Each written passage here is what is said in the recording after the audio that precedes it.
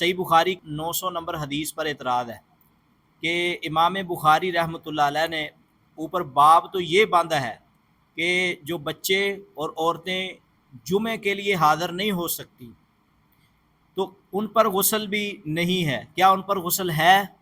جو بچے اور عورتیں جمعے کی نماز باجماعت کے لیے حاضر نہیں ہو سکتی، کیا ان کے لیے غسل ہے؟ اور نیچے ہے امام بخاری رحمۃ اللہ علیہ نے حدیث کا جو تذکرہ کیا ہے، حدیث میں ابن عمر رضی اللہ تعالی عنہ سے مروی حدیث کہ حضرت عمر رضی اللہ تعالیٰ عنہ کی بیوی عشاء کی نماز میں اور فجر کی نماز میں مسجد میں حاضر ہوا کرتی تھی، اور حضرت عمر رضی اللہ تعالیٰ عنہ اس کو ناپسند کیا کرتے تھے. اب منکرین حدیث کہتے ہیں کہ باب میں تو بچوں اور عورتوں کے غسل کرنے یا نہ کرنے کے بارے میں بیان ہے، اور حدیث میں حضرت عمر رضی اللہ تعالیٰ عنہ کی بیوی عشاء اور فجر کی نماز میں حاضر ہوا کرتی تھی. تو ایک طرف غسل کا تذکرہ ہے، ایک طرف ایک بندے کی بیوی کے آنے کا مسجد میں تذکرہ ہے، تو لہذا یہ باب کی حدیث کے ساتھ مطابقت نہ ہوئی. تو لہذا امام بخاری رحمۃ اللہ علیہ کی جو تبویب ہے وہ نعوذ باللہ فضول ہے.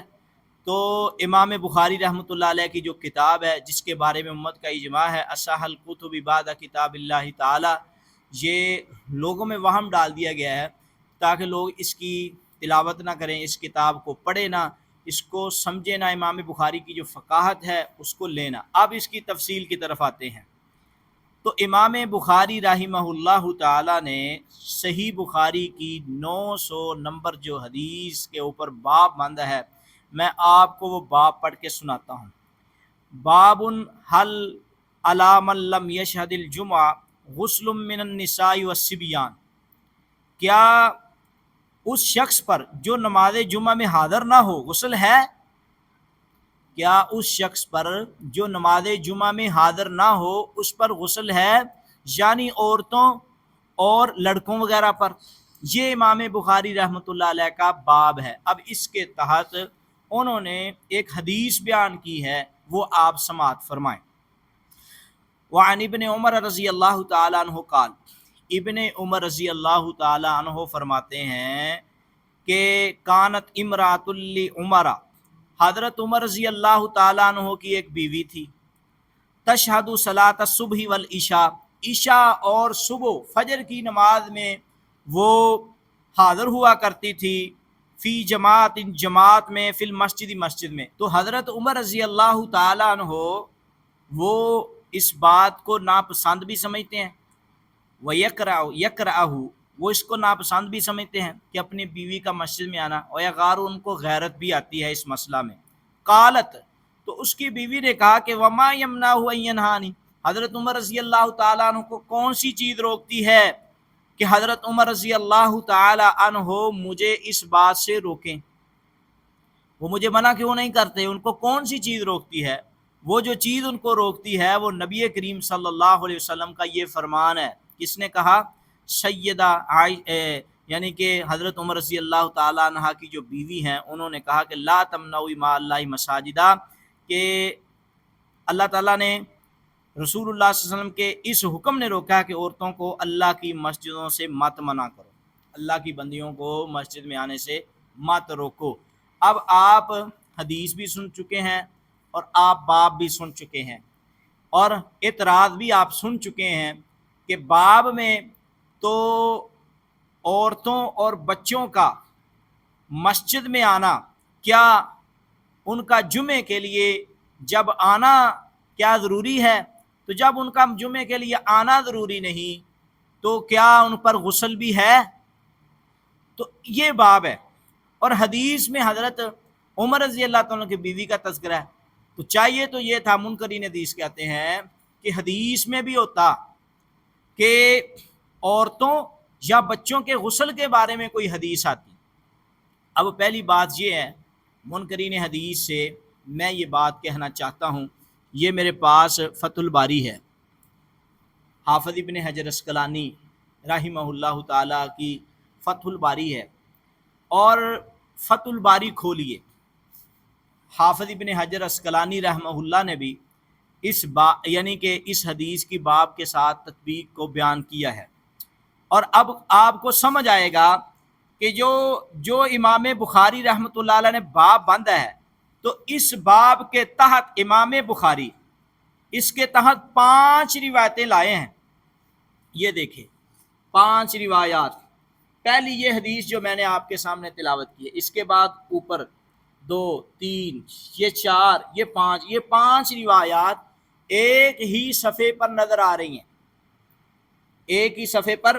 حدیث نمبر 994، 894، حدیث نمبر 895 اور حدیث نمبر 896 اور 897 اور 898، اور یہ اور اسی طرح 899 اور 900 نمبر حدیث پر اعتراض ہے۔ یعنی کہ پہلی جو اوپر کی 4 روایات ہیں ان کے اوپر اعتراض نہیں ہے، اور اعتراض منکرین حدیث نے 900 نمبر حدیث پر کیا ہے۔ تو میں ان کو کہنا چاہتا ہوں، امام بخاری رحمۃ اللہ علیہ اپنے اس باب کو ثابت کرنے کے لیے، آپ کو یہ نہیں نظر آتا کہ امام بخاری رحمۃ اللہ علیہ اس باب کو ثابت کرنے کے لیے 5 روایتیں لائے ہیں؟ پہلے 3 روایتوں میں مطابقت بطریق خصوص اور بطریق عموم کا لحاظ ہے، یعنی کہ عام طور پر اور خاص طور پر مطابقت پائی جاتی ہے۔ مثال کے طور پر پہلی روایت میں آتا ہے من جاء منکم الجمعۃ فلیغتسل، جو کوئی جمعے کے لیے آئے وہ غسل کرے۔ اس کا مطلب یہ ہے کہ جمعہ کن پر فرض ہے؟ جمعہ کن پر فرض ہے؟ مسلمان عاقل بالغ پر فرض ہے۔ اب اس نے جمعے کے لیے آنا تو وہ غسل کرے، تو اس کا مطلب یہ ہے عاقل بالغ پر غسل واجب ہے۔ تو یہ باب کی حدیث کے ساتھ مطابقت ہوئی کہ جس نے آنا ہے وہ غسل کر کے آئے۔ بچوں اور عورتوں کا جب آنا ضروری نہیں ہے تو وہ غسل بھی نہ کریں۔ ہاں اگر انہوں نے بھی آنا ہے تو ان پر غسل ضروری نہیں ہے، اگر وہ مستحب طور پر آنا چاہتے تو غسل۔ اور دوسری روایت امام بخاری رحمۃ اللہ علیہ کی، اس میں بھی اسی طرح تذکرہ ہے، تیسری میں بھی اس طرح تذکرہ ہے، یعنی کہ عام اور خاص ہونے کے اعتبار سے غسل کا تذکرہ ہے روایات میں۔ اب جو یہ 5ویں روایت ہے جس پر منکرین حدیث نے اعتراض کیا ہے کہ اس میں تو جمعے کے غسل کے بارے میں ہے ہی کچھ نہیں، تو ہم ان کو کہنا چاہتے ہیں امام بخاری رحمۃ اللہ علیہ جب کوئی حدیث لاتے ہیں، بعض خاص لفظ سے بھی استدلال کرتے ہیں تو باب قائم کرتے ہیں، عموم سے بھی ایک چیز نکل رہی ہوتی ہے تو باب قائم کرتے ہیں، اور بعض وقت امام بخاری کے دقیق استنباطات ہوتے ہیں، استخراجات ہوتے ہیں، جہاں سے وہ عنوان کو قائم کرتے ہیں۔ اب دیکھیے ایک بات آپ ذہن میں رکھیں، رات کو امام بخاری ثابت کرنا چاہتے ہیں عورت کے لیے بہترین جو جگہ ہے نا عبادت کے لیے وہ اس کا گھر ہے، یہ بات آپ ذہن میں رکھیں۔ لیکن اس کے باوجود عورت کو مسجد میں آنے کی اجازت ہے، عورت کو مسجد میں آنے کی اجازت ہے جوازی طور پر، اس کا مستحب عمل نہیں ہے۔ تو امام بخاری رحمۃ اللہ علیہ یہاں ثابت کرنا چاہتے ہیں کہ حضرت ابن عمر رضی اللہ تعالی عنہ کی زوجہ محترمہ نہ تو ظہر میں آتی تھی نہ عصر میں آتی تھی، وہ فجر اور عشاء میں آتی تھی، حالانکہ وہ بھی اس کے لیے ایک جواز تھا، مستحب نہیں تھا۔ تو جب جواز ہے ایک چیز میں مستحب نہیں ہے، تو جمعے یعنی کہ صبح کی نمازوں میں تو آنا وہ پسند ہی نہیں سمجھتی صبح کی روشنی کی وجہ سے۔ جب عورت کا صبح میں جو جوازی طور پر مسجد میں آنا ہے اس کو بھی حضرت ابن عمر اور بعض یعنی کہ فتنوں کی وجہ سے اچھا نہیں سمجھتے۔ جب ان کا مسجد میں آنا ضروری نہیں ہے تو ان کا عورتوں اور بچوں کا مسجد میں جب آنا ضروری نہیں ہے تو ان پر غسل بھی نہیں ہے۔ یہ ہے باب کی حدیث کے ساتھ مطابقت۔ جب عورت کا اور بچوں کا مسجد میں آنا ضروری نہیں ہے، جیسے کہ خاص کر کے صبح عورتیں نہیں آتی، بعد نے یہ لکھا ہے اس کی تطبیق میں کہ صبح عورتوں کا مسجد میں آنا فتنے کا زیادہ ڈر ہے، عورتوں کا مسجد میں صبح کے وقت آنا یہ فتنے کا زیادہ ڈر ہے، تو لہذا جب ان کا آنا مستحب عمل نہیں ہے تو ان پر غسل کیسے ہو گیا؟ غسل تو ان پر لازم ہے جنہوں نے مسجد میں آنا ہے۔ تو اس لیے امام بخاری رحمۃ اللہ علیہ اس حدیث سے ثابت یہی کرنا چاہتے ہیں کہ دیکھو حضرت عمر رضی اللہ عنہ کا دور ہے، اور ان کی بیوی بھی صبح والی نمازوں میں نہیں آتی، رات کی نمازوں میں آتی ہیں، تو اس بات سے امام بخاری ثابت کرتے ہیں اب یہ صورتحال ہے، تو اس صورتحال میں جو جمعے کے لیے عورتیں اور بچے آتے ہی نہیں ہیں تو ان کے لیے غسل کا کیا حکم ہے؟ تو ہم کہتے ہیں کہ جب ان کا آنا ہی مستحب نہیں ہے تو ان کا غسل بھی ضروری نہیں ہے۔ تو یہی تو باب کے ساتھ حدیث کی مطابقت ہے جو کہ سمجھ نہیں آتی۔ ایک اور میں بات رد کرتا ہوں، میں کتاب کا نام نہیں لیتا، بخاری کے دفاع میں ایک کتاب لکھی گئی ہے، اس میں منکرین حدیث کے ایک اعتراض کا رد کرتے ہوئے اپنی کتاب میں ایک بہت بڑی غلطی کی ہے انہوں نے۔ بعد پڑھنے والے ایسی کتابوں کا مطالعہ کرتے ہیں تو ہم ان کو کہتے ہیں عمیق نظر سے دیکھیں۔ اب انہوں نے کیا کیا ہے، اس حدیث کا دفاع کرتے کرتے دوسری روایات کا انہوں نے انکار کر دیا۔ وہ کیا لکھتے ہیں اپنی کتاب میں، کہتے ہیں کہ ابن عمر سے یہ بتلاتے ہیں کہ اس سے عورتوں کے حضور جماعت کی اجازت حضرت صلی اللہ علیہ وسلم سے رات میں ثابت ہوتی ہے نہ کہ دن میں۔